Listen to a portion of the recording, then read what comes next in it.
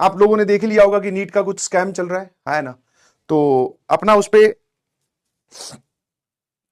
Support है बच्चों को, ठीक है, बच्चों के साथ गलत हुआ है, ठीक है ना। और नीट वाले जितने भी बच्चे हैं, जितने भी टीचर्स हैं, जितनी भी ऑर्गेनाइजेशंस हैं, सभी लगी हुई हैं इस चक्कर में कि भाई साहब दोबारा नीट होना चाहिए और एनटीए जो है वो अपना आंसर करे।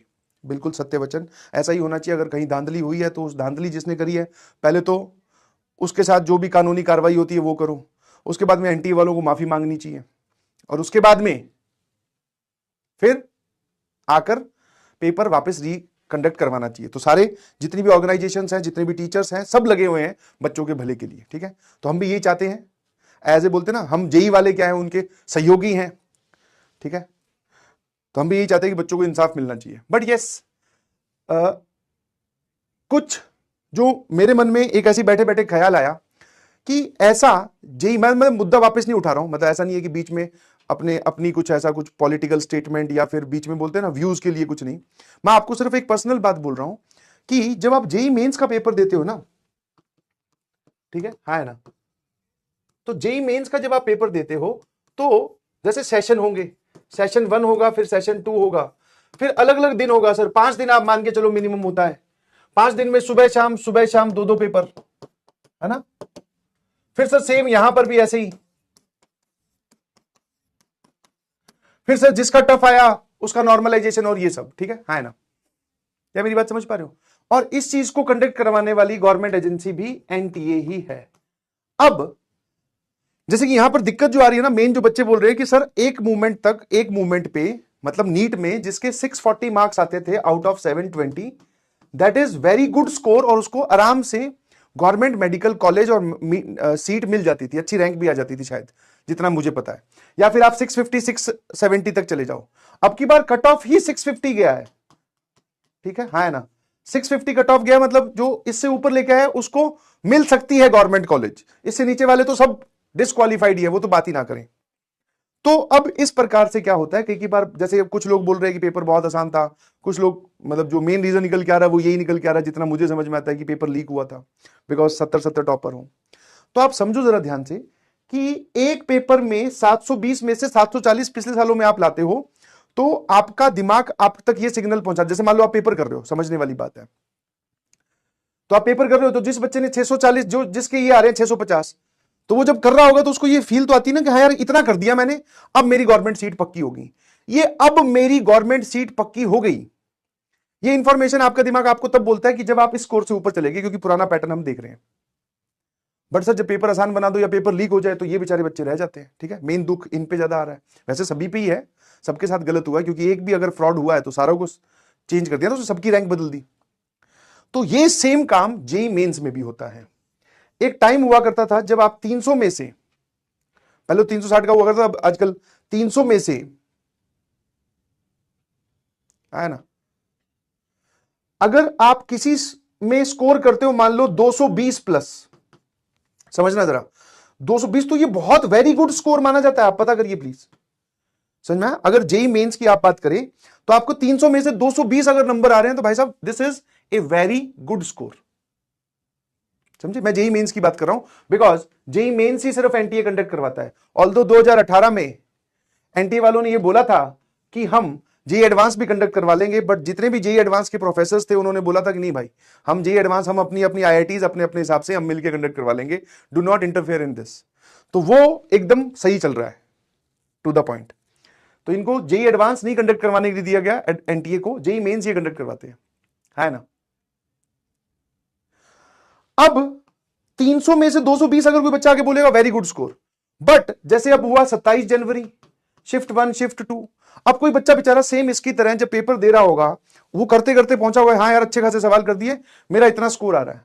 अब उसकी थोड़ी ना गलती है कि वो 27 जनवरी आसान वाली शिफ्ट में बैठा है, उसके साथ नॉर्मलाइजेशन होगा, नॉर्मलाइजेशन होने के बाद में उसकी रैंक पीछे चली जाएगी, ये सब उसकी थोड़ी गलती है। अबे क्या है, एक सेकंड रुकना, ठीक है। तो ये उसकी गलती थोड़ी है कि उसने, अगर आपके साथ भी ऐसा हो सकता है तो बी अवेयर ऑफ दिस, ठीक है ना। तो अब इसमें सर हम क्या कर सकते हैं, तो बेसिकली तुम अपने तरफ से तो कुछ नहीं कर पाओगे, क्योंकि तुम्हें नहीं पता होगा कि तुम्हारी कौन सी शिफ्ट में पेपर आएगा, तुम्हारी शिफ्ट का पेपर आसान है कि मुश्किल है।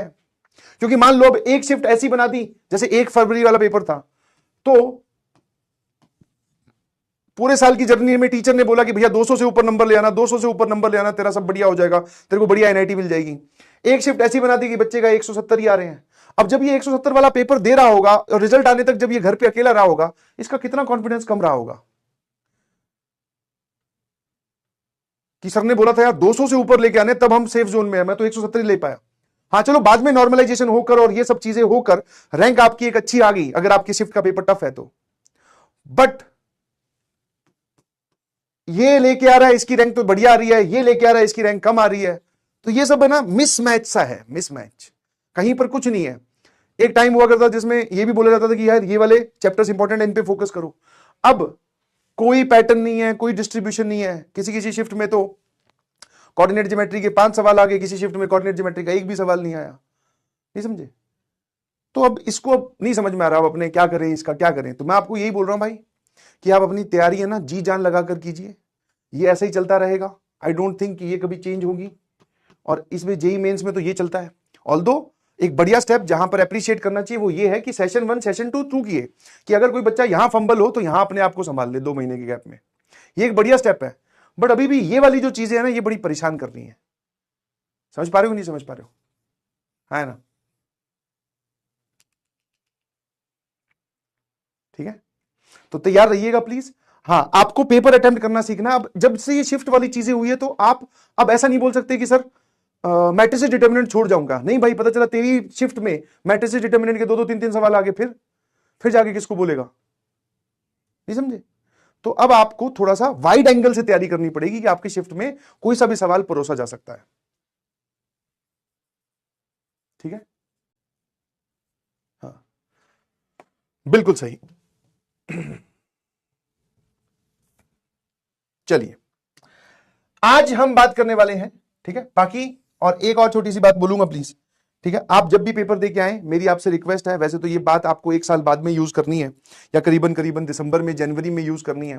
कोई भी पेपर आप दें, कैसा भी हो, प्लीज आप अंदर से परेशान ना हो। ठीक है ना? बोलना बहुत आसान है, करना बहुत मुश्किल है। I believe and I understand this. But देख रहा हूं कि बहुत सारे बच्चे परेशान हैं अपने नंबर्स को लेकर। बाहर नीट वाले भी बेचारे, और जो अभी प्रिपरेशन इस साल कर रहे हैं वो भी अपने नंबर्स को लेकर। परेशान मत होइए प्लीज, ठीक है? और परेशान ना होइए से मेरा मतलब है कि ज्यादा अपने दिमाग पे नंबर्स को मत हावी होने दीजिए। ठीक है, कुछ ना कुछ रास्ता निकल आएगा। आप अपनी गलतियां पहचाने, आगे बढ़े, रिलैक्स रहिए प्लीज। ज्यादा उलझलूल कुछ नहीं सोचना है, समझ गए? बस तुम्हारा फोकस ये होना चाहिए कि जो पढ़ाया जा रहा है वो समझ में आ रहा है, क्वेश्चन मैं सॉल्व कर रहा हूं, प्रैक्टिस कर रहा हूं सर, अपनी तरफ से जी जान जोग रखी है। बट एक खुश होकर, बिना किसी बोझ के, बिना किसी परेशानी के मैं मेहनत कर रहा हूं या मेहनत कर रही हूं, बस that is the ultimate aim. इससे आगे आपकी जो किस्मत है वो डिसाइड करेगी। आप ज्यादा मत सोचिए प्लीज, ठीक है? हाँ, अब मैं वो टॉपिक बोलना नहीं चाह रहा हूं, बट वही है ना, उसको अवॉइड भी नहीं कर सकते। कुछ बच्चे रास्ते से हटकर कुछ गलत स्टेप्स ले लेते हैं। अब मैं उनकी सिचुएशन तो अंदर से नहीं जान सकता कि उनको क्या सोचने लगा ऐसा, या फिर वो किस बात में ऐसा उलझ गए। ऑब्वियसली यही होगा कि मैं नहीं कर पाया, मैं नहीं कर पाई। तो मेरी आपसे इतनी सी रिक्वेस्ट है, प्लीज ऐसा कुछ आपके दिमाग में आए तो talk to your parents, talk to your teachers, अपने दोस्त से बात कीजिए। ठीक है, रिलैक्स रहिए प्लीज। जेई और नीट में सिलेक्शन होना या ना होना, यह आपकी जिंदगी का एक हिस्सा है। ऑब्वियसली मेहनत बहुत ज्यादा की है, सिलेक्शन ना होने पर सर बहुत बुरा लगता है, बट वो बहुत बुरा इतना नहीं लगना चाहिए कि आप, ठीक है, हाँ बुरा लगेगा, थोड़ा हम सह लेंगे, थोड़ा झेल लेंगे, थोड़ा भूल लेंगे, but yes, that is not the end of the story. समझ पा रहे हो? और ये बात आप तभी जान पाओगे जब आप इस एज में आ पाओगे। नहीं समझ रहे हो? तो इसीलिए बार बार आपको एक्सटर्नली क्यों बोला जाता है ये कि भाई कुछ और नहीं सोचना है, नहीं हुआ कोई बात नहीं, हो जाएगा किसी ना किसी दिन, और बढ़िया कुछ हो जाएगा, टेंशन बिल्कुल नहीं लेनी है। ये क्यों बोला जा रहा है बार बार टेंशन क्यों? क्योंकि कुछ बच्चे ले रहे हैं ज्यादा टेंशन, परेशान रहते हैं 24 घंटे। नहीं परेशान रहना है, हो जाएगा, रिलैक्स रहो, थोड़ा कर लो, कोई बात नहीं। नहीं हो रहा, एक दिन का ब्रेक लो। 2 महीने हो गए ना भाई पढ़ते पढ़ते। आज क्या तारीख है? 9 जून है ना? 9 जून है आज, सॉरी कितनी जून है? वाह भैया वाह, 6 जून है आज। करीबन करीबन 2.25 महीने हो गए अच्छे से लगे हुए। सर हम कर भी रहे हैं, एक दिन का सर ब्रेक ले सकते हैं क्या? बिल्कुल ले सकते हैं, खुली छूट है एकदम। संडे आ रहा है, बढ़िया एकदम चिल। अपने आप को ब्रेक देते रहिए और ये बात अपने आप को भी समझाओ। जहां जहां मुझे मौका मिलेगा, जहां जहां मैं कर सकता हूं, मैं आपको जरूर समझाऊंगा, बट अपने आप को भी जरूर समझाइए प्लीज। ठीक है ना? ये सब पार्ट हैं, ये सब सिलेबस के पार्ट हैं, और सिलेबस का पार्ट जेई का पार्ट है, जेई आपकी जिंदगी का पार्ट है। वैसे तुमने सेट सबसेट सुना होगा ना, सेट सबसेट सुना होगा, तुम्हें जेई की भाषा उसमें थोड़ी मैथमेटिकल लैंग्वेज में समझाऊं तो ये आपकी जिंदगी है, उसमें से एक छोटा सा पार्ट जो आपकी जिंदगी में 2 इयर्स के लिए आया। जिंदगी अगर मान के चले आज के हिसाब से कितने सालों की थी सर? 80 सालों की मान लेते हैं, या चलो 70 साल की मान लेते हैं। 70 साल में से 2 साल के लिए सर हमारे जेई का प्रिपरेशन, या 3 साल के लिए आया, तो ये आपका सुपर सेट है भाई। तो ये थोड़ी ना सुपर सेट है, तुम इसके अंदर थोड़ी बैठे हो, इसके अंदर बैठे हो। और भी बहुत सारे सेट आएंगे सर, नौकरी आएगी और जिम्मेवारियां आएगी, शादी होगी, दोस्ती हमारा एक एंगल है, हमारा परिवार है, बिजनेस कुछ करेंगे, कोई खुद का कुछ स्टार्टअप करेंगे, बहुत सारी चीजें हैं। इससे बाहर निकल जाओ, कोई बात नहीं। समझ गए? बस इतना से समझाना चाह रहा हूं। हाँ, क्रिकेट है, सारी चीजें हैं, डिस्ट्रैक्शन है ना? अब है तभी तो अपना टाइम ले जाती है ये। डिस्ट्रैक्शन है, मूवी है, कुछ ना कुछ है, तो ये सारे एंगल्स हैं। तुम इस पे ही, तुमने पता क्या किया, इसको उठाकर ये जेई बना दिया, लो भैया, जैसे जेई के अंदर हमारी जिंदगी है, नहीं, उल्टा है। Your JEE journey is a part या subset of your life. Your life is not a subset of your JEE preparation. ठीक है? हाँ, पैसा है, नौकरी करोगे, पैसा, घूमना फिरना, एंजॉयमेंट, वो सब मैं तो लिखना ही भूल गया, सब है। ये खुगाए पकड़े बैठे हो। हाँ, वही बिजनेस स्टार्टअप से एक मतलब यार पैसे की तो है। हाँ, मतलब दुनिया का भला भी है, हमारा भी थोड़ा भला हो जाए सर, क्या दिक्कत है? गाड़ी है, घूमना फिरना है, यूरोप के टूर लगाने हैं, घूम के आना है। वो जो फोटो हमने कभी किसी वॉलपेपर पे देखी थी, किसी के डेस्कटॉप पे देखी थी, उस जगह जाके वहां पे सेल्फी लेनी है, ये सब पार्ट भी तो है। और ये कहां लिखा हुआ है कि जो जेई क्वालिफाई करता है वही उस फोटो तक पहुंच पाता है? समझे कि नहीं समझे? गेम समझ नहीं रहे हो? छोटी छोटी जो इच्छाएं हैं सर, एक बाइक देखी थी बहुत जोरदार, रेस दो तो फुर फुर आवाज आती है, तुम तो नाम भी जानते हो, मैं तो अपने टाइम पे ऐसे याद रखता था कि बड़ा होऊंगा तो ये वाली बाइक लेनी है, हायाबुसा। उसका वो जो एच था ना, ऐसे करके एक पोस्टर पे बना हुआ है, मतलब मेरे को एग्जैक्ट नहीं याद आ रही, ऐसे करके ऐसी कुछ होती है ना, यहां पर एक एच सा बना होता था। वो स्टिकर देख के बड़ा अच्छा लगा, मैं कहा यार ऐसा कुछ करना है, तो that is also a part of life. ये कौन समझाएगा? सर आपने ली तो नहीं, अब इच्छा नहीं रही। हाँ, उतने पैसे हैं कि मैं वो ले सकता हूं, बट अब इच्छा नहीं रही। ठीक है ना? बाइक की जरूरत नहीं पड़ती, गर्मी इतनी पड़ रही है, अपने आप को दूसरे तरीके से समझा दिया। हाँ, जो भी है, तो आपके पास में और चीजें हैं सोचने के लिए, सब मिलाकर जिंदगी बनती है भाई। ठीक है?